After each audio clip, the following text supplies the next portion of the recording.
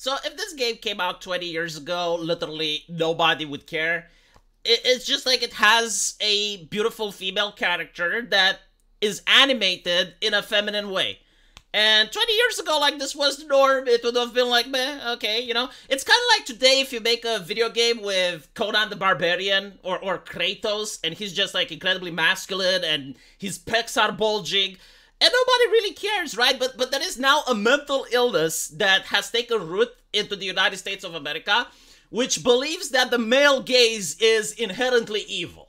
Like, the male gaze by itself, it is heretical, like it causes harm to society. So you have like all these individuals that are pretending to be freaked out over a video game on Twitter. Now, the real core of the evil, the real root of it, is obviously ESG, right? And we're going to talk about it. I know a lot of people that like to dismiss it. Some people actually think ESG is worse than it is, while other people don't understand what it is and dismiss it altogether. So I'm going to do my best to explain to you how it actually works. But as you can see here in an interview with Games Radar, the Shift Up CEO talked about the design of this character, which again, like, is modeled by an actual woman, as if that's important or not. Again, it's a fictional video game. Like, why does it have to be modeled by an actual woman? The idea that you can't have fantasy in a video game, again, is part of the American mental illness, like, whatever.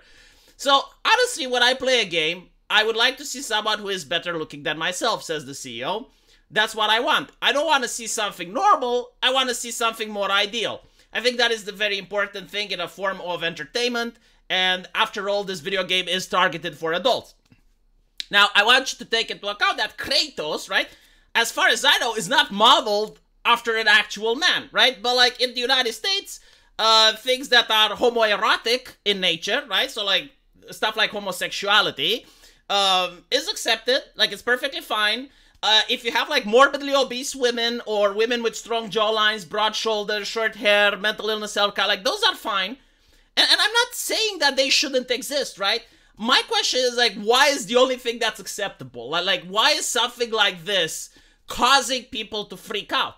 And the reality is, after talking with many people who have been working in the AAA industry, they told me that the people at the top, they also agree, like they are aware that something like this would actually sell. Like they're not idiots, right? They know that characters like this, if you put it on the box, it sells. And this is why like a lot of costumes and skins, and you're even going to see like action figures, they do have like sexy women in it, right? Because they know that this is what the customer wants. They know that the customer doesn't like someone like Abby from The Last of Us. But what they also know is that if they want to get loans for their video games, and they want to get access to like those really good loans, they have to tap into the ESG. Now, how do you tap into the ESG, right? Like environmental social governance, right? What is the social? Well, the social means that you need to get a consultant. Like, you need to get a team like Sweet Baby Inc. or, you know, someone that is basically doing this, like a third party, which is an army of consultants. And the consultants come there and they will tell you that this design is completely unacceptable because it's harmful. And you can't negotiate with them, right? Like, they just dictate the terms. They will flat out tell you that this is harmful and you have to agree. Like, you can't ask them, like, why is it harmful? Because if you start asking them, again, you're paying them to consult you. And if you disagree with them, they will just say, well, nope, your game, you know, doesn't fit the requirement. It doesn't fit the standard. So basically, what you end up is like not getting the loan that you want. This is pretty much what happened with Skullgirls as well, right? Like they don't care about the franchise anymore. The new people that got Skullgirls, they don't care about the fighting game anymore. But they would like to make a loan to make another game in the future, completely unrelated to Skullgirls. So now they're sanitizing Skullgirls. They want to show that, no, like, we as a company get it, and we're going to cover up all of the things that are lewd and all of the things that are immature, so that we can get a loan in the future, right? Like, the consultants will give them the A-OK. Now, the problem with this is that it's a culture of complete fakeness, right? Like, companies want to pretend that they're woke, when in reality they're not. I mean, if you look at Blizzard, a corporation that has been under sexual assault accusations, that, you know, had their employers accused that they have been drinking the breast milk from the refrigerator, you know, the Bill Cosby thing, like, all of this shit, right? And yet they have like a really high ESG. Why do they have a high ESG? Oh, well, because they have a diversity lady that doesn't know about how to write books herself. Like, she never wrote anything in her life, but she is qualified to go through the stories that Blizzard reads and make sure that she removes everything offensive, that she removes all the sexist jokes and whatnot. I mean, that is that thing where Blizzard actually removed the pictures of a couple of ladies and replaced them with fruits. The reason they did that is because, again, like, the consultants told them that, well, these lewd pictures are unacceptable. And what they did is like, okay, well, we don't want to spend money to make something else, so we're just going to make something cheap. We already have these pictures with fruits, and that's what we're going to use, right? So this is like the reason that you see in the West all of these companies that are supposed to be competing with each other simply flat out refusing to do lewdness. Even though, like, the market craves for it, even though that lewdness sells, they will not do it, and they will just, you know, lecture the market. It's like, oh, it's immature, blah, blah, blah.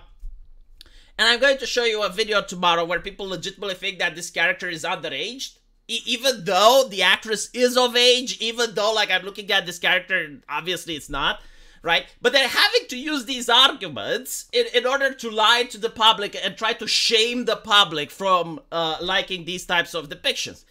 And it all has to do, again, with the consultants, right? Now, take into account that the consultants, they get paid a lot of money for consulting, right? So if their ideology, like, if they wouldn't have anything to whine about, then no one would hire them. And if no one would hire them, they would be fired and off of a job. So this is like the reason that they're constantly insisting that, oh, well, you need to go against the market. Oh, you need to remove these things, right? Now, what's also interesting to point out is that there is this mentality on Twitter which says, oh, well, if you have to use sex in your game, then your game doesn't have a leg to stand on, right? Like if a game should have, like, an amazing story, and it should have amazing gameplay, and you shouldn't rely on sexualities to sell. But those people are nowhere to be found when video games are getting Hollywood actors or celebrities to take part in their games, right? I mean, if your game has such an amazing story and it has such a fucking amazing gameplay, why do you need the crutch of the Hollywood celebrity, right? And you're paying so much money for the Hollywood celebrity when you can use that money in order to create more things into the game.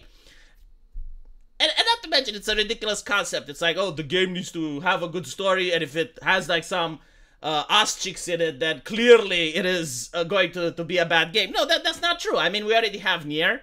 We already have, like, Bayonetta.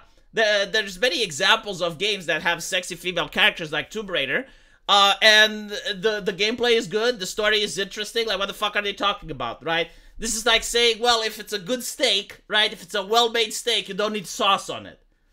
Like, no, I'm sorry, you know, just because the steak is good and the meat is good doesn't mean that I don't need some seasoning, right? Like, the seasoning by itself doesn't make a good dish, and the steak by itself can be improved with seasoning. So this is how a little bit of sexiness is in a video game marketed for adults.